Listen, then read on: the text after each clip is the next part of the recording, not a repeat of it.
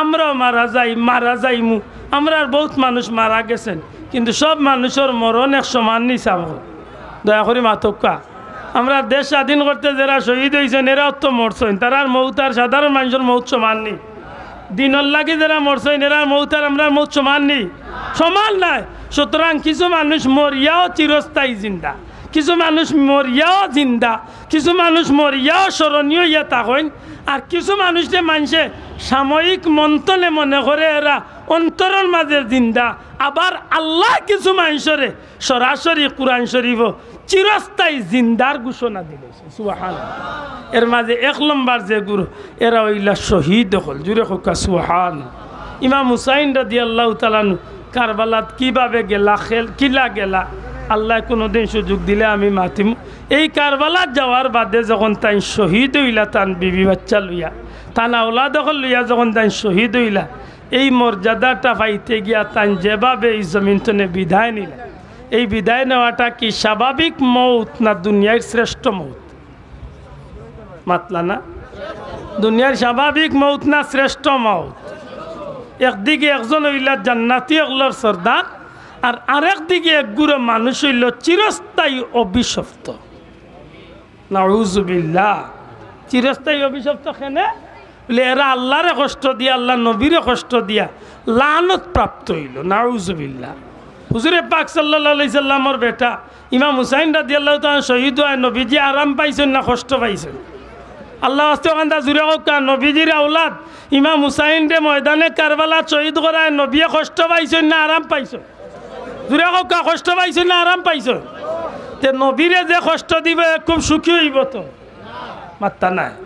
ও অন্য কইয়া ইসলাম ইমাম জয়নুল আবদিনের কথা মনে আছে নি? যেন বাঁচিছেন দুনিয়াত কতদিন? 103 বছর। এর মাঝে তান সামনে কারবালার ঘটনা ঘটছিল, এই ঘটনার বাদে 80-82 বছর বাঁচিছেন। মাতুন না?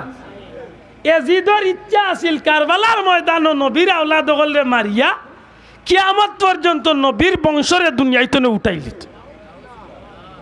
আল্লাহর ইচ্ছা হইল এজিদ তুমি যে আওলাদ হলে দুনিয়াইতনে উঠাইয়া নবীর বংশ দুনিয়াইতনে উঠাইল যায়, ও আওলাদে দেখিয়া মরবা যে তোমার বংশ 80 বছরের ভিতরে শেষ হইল।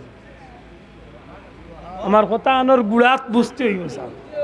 তার ইচ্ছা আছিল নবীর বংশ শেষ করিয়া জমিনতনে নবীর বংশ উঠাই দিত। আল্লাহ 80 বছরের ভিতরে এজিদর বংশরে দুনিয়াইতনে উঠাইছে।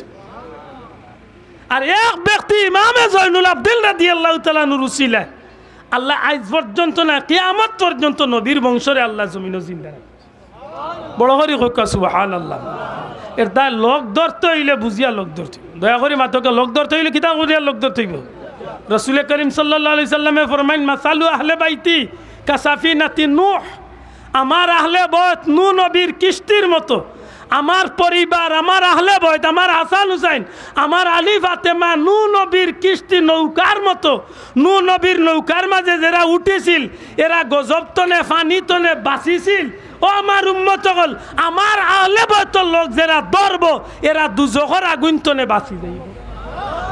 এর দা লোক ধরার দরকার আছে নি না নাই? হাত তুলিয়া দেখা দরকার আছে নি না নাই? আহলে বয়তর লগে আমরা আছি নি না নাই?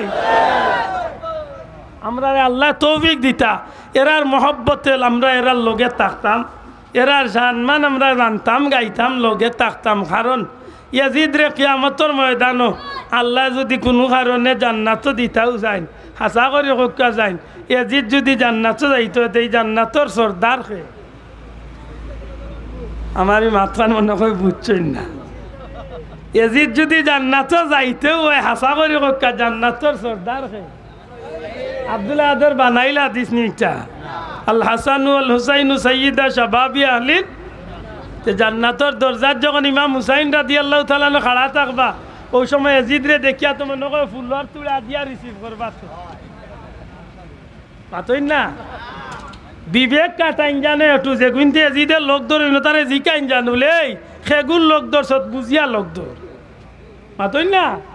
আমি তো আল্লাহ কই কোনো সময় যে আল্লাহ ইয়াজিদ রে যদি তুমি ব্যস্ত হইলা ই ব্যস্ত আমার দরকার নাই, হে তার তাণ্ড হইদা কেক লাগবে। ইয়াজিদের ব্যস্ত আমি দাইয়ান না রে ভাই, আল্লাহ মাফ করো। এমন নাফরমানি এমন নাফরমানির লোক যে গুনতে ধরবো আল্লাহ রসুলের হাদিস অনুযায়ী যার লগে যে সম্পর্ক রাখবো তার লগে তার কিয়ামত হইব। আল্লাহ আমরা কবুল করতে আল্লাহ যেন আহলে বাইতুর লগে দুনিয়া আখিরাতে মোহব্বত রাখার তৌফিক দেন। হোক আমিন, জুড়ে হোক আমিন।